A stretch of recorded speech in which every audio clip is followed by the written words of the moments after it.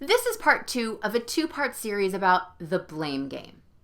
In part 1, we talked about our tendency to, when things happen to other people, to blame them or to look for reasons why they got what they deserved, because it helps us feel safe or protected, like those things could never happen to us. In this part, we're going to talk about when things are your struggle or it is your challenge, where the blame goes then. People can sometimes fall to one of 2 extremes when this happens. They can absolutely reject all blame. Now, if you grew up with siblings, you've probably seen this happen. I didn't do it, she did it, wasn't me. Maybe you have a colleague like that.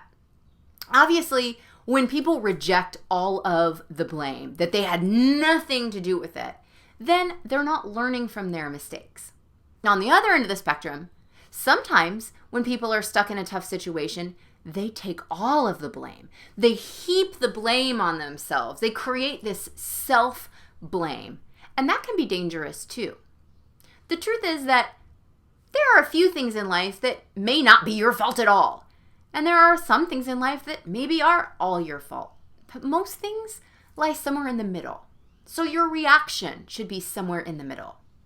If you reject all of the blame, it wasn't me, then you're missing any opportunity for reflection. And reflection is what keeps us from making those same mistakes over again. If you take all of the blame on yourself, then you run the risk of what's called dwelling. Dwelling is when you get stuck in these repeated, almost obsessive thoughts over and over again.